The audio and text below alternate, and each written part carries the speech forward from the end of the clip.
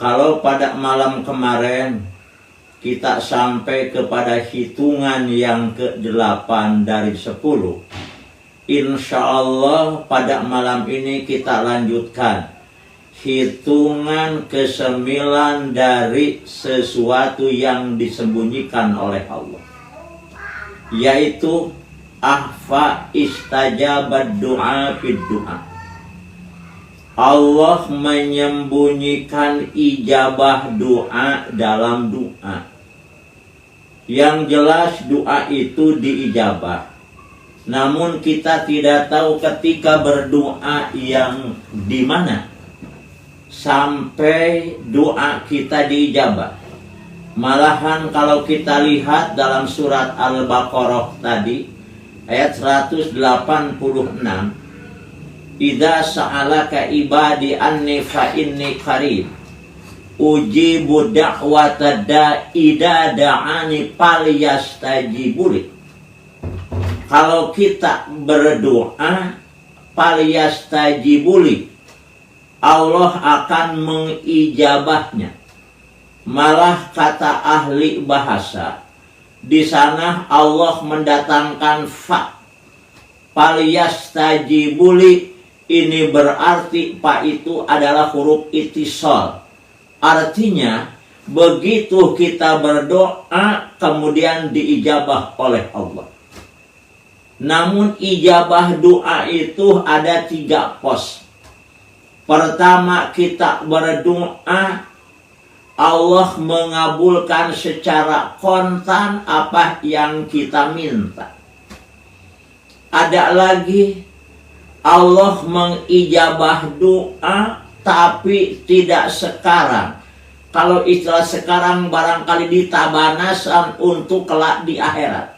Itu juga diijabah.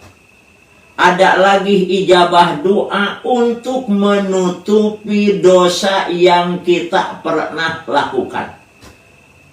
Contoh soal, kita mengalirkan air pakai peralon. Si air akan sampai ke yang dimaksud kalau selama tengah-tengah itu peralon tidak ada lubang-lubangnya.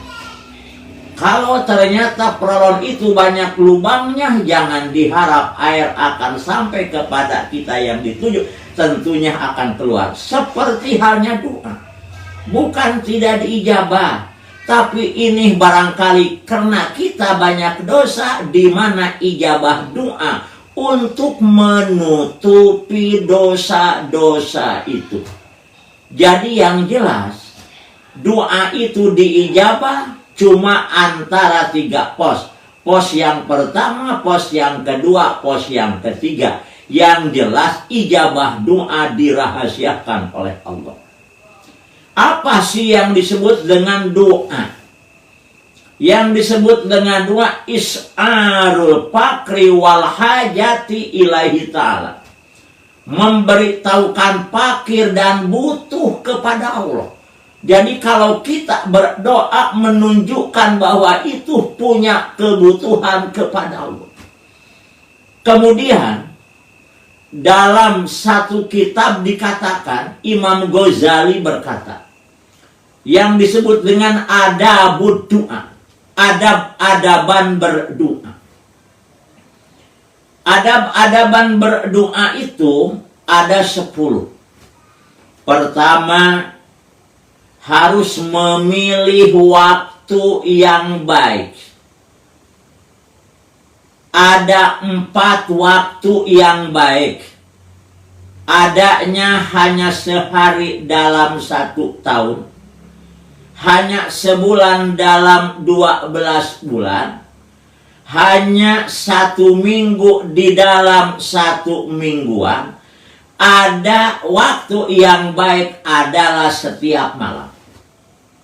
Mana waktu yang baik untuk berdoa? Adanya hanya setahun sekali, yaitu berdoa pada hari Arafah. Ketika mereka jamaah haji, Duyufur Rahman sedang berwukuf di Arafah. Mereka di sana, kita juga di sini. itu hari yang baik untuk berdoa adanya hanya setahun sekali. Karena itu pada hari Arafah kita jangan disia-siakan. Sebab adanya hanya setahun sekali yang termasuk waktu yang baik untuk berdoa. Kedua, waktu yang baik adanya 1 bulan dalam 12 bulan. Mana? Yaitu bulan Ramadan, bulan Saumi Ramadan, bulan yang sekarang kita sedang ada di sini. Ini selama 1 bulan merupakan waktu yang baik untuk berdoa. Karena itu jangan kita sia-siakan selama bulan Ramadan ini. Sebab selama 1 bulan Ramadan merupakan waktu yang baik untuk kita berdoa kepada Allah. Adanya seminggu sekali. Mana pada setiap malam dan hari Jumat. Malam dan hari Jumat merupakan waktu yang baik untuk kita berdoa. Adanya setiap malam. Mana waktu sahur. Waktu sebelum datang waktu subuh. Di sana adalah waktu yang baik untuk berdoa. Malah kalau kita lihat bagaimana orang-orang solihin memanfaatkan setiap malam. Bukan hanya bulan Ramadan saja. Bukan hanya malam Jumat saja, tapi selamanya olehnya dimanfaatkan. Mana? Seperti Sayyidina Umar. Wa kana Umar radhiyallahu an ayyama khilafatihi la yanamu lailan wala naharon. Fa inna ma hiya khafaqatu bi ra'sihi fa huwa jali. Wa kana yaqul idanumtu fil lail doyatu nafsi wa idanumtu fil nahar doyatu ra'yati wa ana mas'ulun anhu. Sayyidina Umar selama memangku jabatan khalifah kurang lebih 10 tahun tak pernah tidur malam dan tak pernah tidur siang, kecuali tidurnya waktu wirid. Dia berkata, jikalau aku tidur di waktu malam, berarti aku menyia-nyiakan kepada diriku. Jikalau aku tidur waktu siang, berarti aku menyia-nyiakan rakyat. Sementara aku seorang pemimpin, seorang khalifah, akan dimintai pertanggungjawab di hadapan Al-Khaliq Allah Subhanahu wa Ta'ala terhadap mereka rakyatnya. Begitu Sayyidina Umar memanfaatkan setiap malam. Begitu pula Imam Abu Hanifah. Sholat Abu Hanifah as-subha biwudu'il isya isrina sana wa fi riwayatin arba'ina sana wa fi riwayatin sab'a wa arba'in wa fi riwayatin khamsina sana. Imam Abu Hanifah yang termasuk mujtahid mutlak li ghairihi yang urutan pertama, beliau sholat subuh cukup dengan wudhu isya selama 20 tahun. Berarti tiap malam tidak tidur, melulu ibadah kepada Allah. Menurut satu riwayat 40 tahun.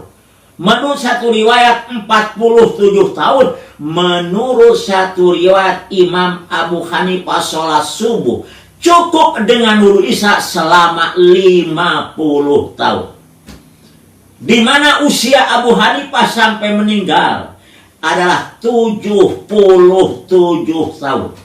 Berarti dari usia 27 tahun ia sudah tidak lagi mengenal tempat tidur. Untuk apa? Dipakai beribadah. Sebab malam terutama sebelum datang waktu subuh yang disebut waktu sahur adalah waktu yang terbaik untuk kita berdoa. Nomor kedua, harus memilih keadaan yang baik. Kata Imam Al-Ghazali, mana yang termasuk keadaan yang terbaik? Pertama, waktu sujud. Karena itu kalau kita lagi sujud, juga kita sholat tidak mengimami, tidak jadi imam, bacalah. Bukan hanya yang biasa, baca doa-doa yang lain. Sebab ketika kita sujud adalah keadaan yang baik untuk kita berdoa kepada Allah. Nomor kedua, keadaan yang baik untuk berdoa adalah ketika turun hujan besar. Ketika turun hujan, kita bukan nyanyi-nyanyian, bukan kita cecunamah gogorowokan. Tapi justru di saat hujan turun, kita berdoa kepada Allah. Dua. Nomor ketiga, waktu yang baik adalah berdoa. Berdoanya kita menghadap ke arah kiblat. Lagi tangan diangkat. Ini berdoa. Jadi nomor ketiga, berdoa, adab-adaban berdoa adalah menghadap ke arah kiblat, kemudian angan diangkat. Jikalau kita minta yang baik-baik, tangannya dibeginikan. Jikalau kita meminta dijauhkan dari bala dan fitnah, kemudian dibeginikan. Ini berdasar. Seperti pertama, mengenai kalau kita berdoa, yang baik tangan dibeginikan. Juga ketika berdoa kita minta dijauhkan dari bala, dibeginikan. Dasarnya pertama kitab. Di dalam kitab Tanwirul Qulub halaman 135. Kedua dalam kitab Hasyiah Syarhus Sitin halaman 53. Malah di dalam kitab Kaifiyatus Sholat, ya, di sana dijelaskan berdoa begitu. Kalau kita minta yang baik begini, kalau kita minta dijauhkan yang begini. Apa dasarnya? Seperti di dalam Hasyiah Syarhus Sitin, paya ja'alu dohruhuma ila sama inda qauli wakini syarroma qobe. Ketika kita membaca syarro wakini syarroma qobe, dibeginikan. Ketika yang baik dibeginikan. Ini dijelaskan di dalam kitab Hakada Sairul Adanya. Begitu bukan hanya dalam kunut saja, tapi doa-doa yang isinya meminta begini, yang isinya minta dijauhi begini, ini. Dan kalau setelah kunut, tidak usah kita mengusap muka. Tapi di luar kunut kita sunat. Kenapa? Sebab setiap bulu-bulu yang terkena dengan usapan tangan ini akan menyaksikan dan akan memohon ampunkan. Ini ketiga, bahwa kita berdoa harus mengarah kiblat dan juga harus tangan diangkat. Nomor keempat, kata Imam Al-Ghazali, kita berdoa itu adab-adabannya adalah harus jangan menggunakan kata-kata saja. Ini jauh diijabah doa kalau kita disajakan. Ya Allah, jangan itu, kata Imam Al-Ghazali. Kemudian juga nomor kelima, adab-adaban berdoa adalah harus dengan menggunakan suara yang pelan. Dalam Al-Quran surat Al-A'raf ayat 155,